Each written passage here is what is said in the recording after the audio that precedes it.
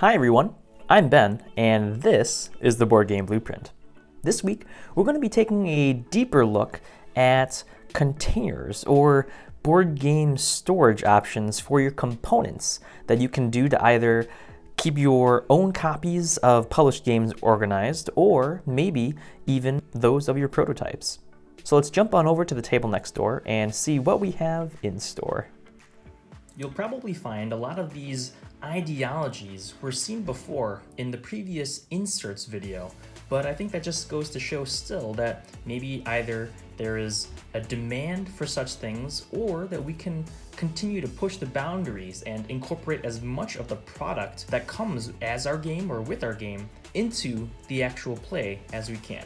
The first storage container from the Game Crafter that I'd like to show off is this mini storage box. Now it comes available in a number of different colors and configurations to lay out all your different pieces, but I want to take it one step further and offer up an idea like a fishing tackle box or a toolbox for hammers and nails and bolts, nuts and bolts that can be put inside, used either as components or organizationally. The main thing that I want to impart with something like this is essentially asking how an insert or container can even be used in the gameplay itself. In the popular Disney board game Villainous, there's a cauldron that comes inside and holds the pieces or currency. I forget exactly what the terminology is, but I love that implementation.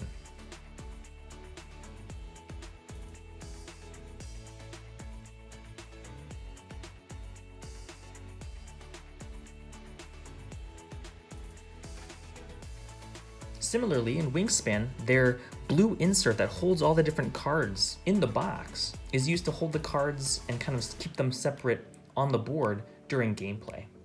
My question to you, dear viewer, is if maybe these different spots also correspond not only to resources to be plucked, but maybe actions in the game itself. So you take a resource, maybe of this orange color, a lure or of some sort, and that allows you to do something special on your turn that another player can only do if they also take the same resource.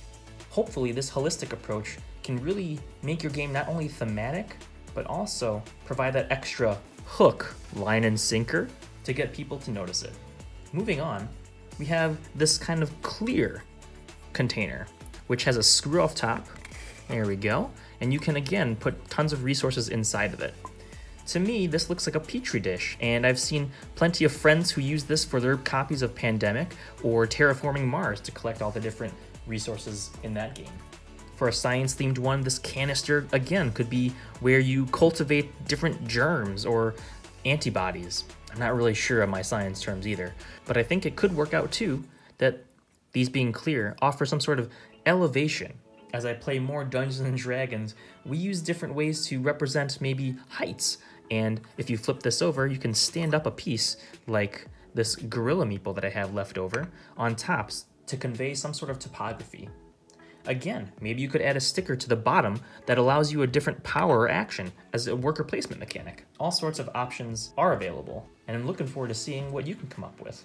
One more similarly shaped container is going to be this metal tin one that has an opening in the middle here.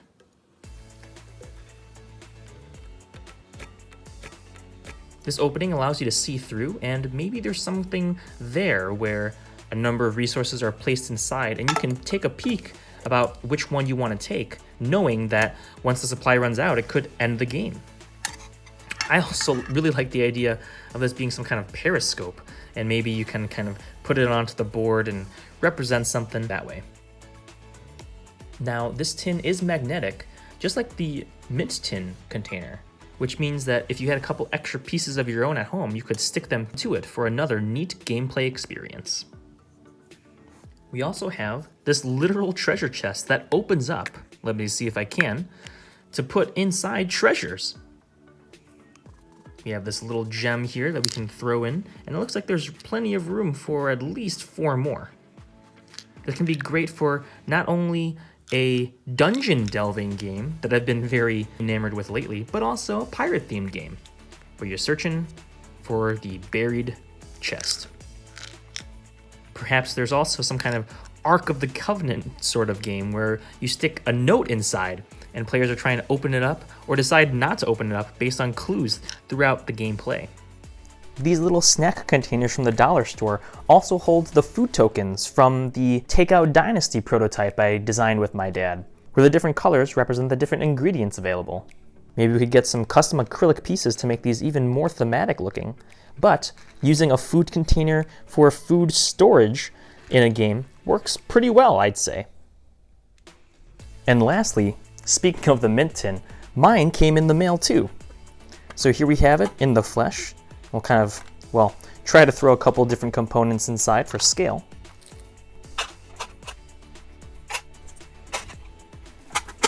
But in a game, maybe this could be a cigar box, or as someone on Facebook kindly came up with, sardines and trying to pack them inside. I love the idea of using storage containers not just for purposes of storage, but also incorporating them into the gameplay in some extra way. What can you do?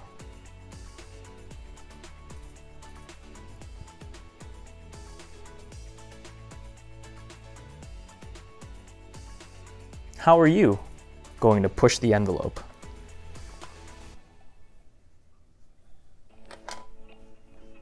And those were just a couple examples that I was able to come up with on the fly. But if you have any innovative solutions for how board game storage has been used in any games that you own or a game of your own that you're designing, please let us know in the comments below.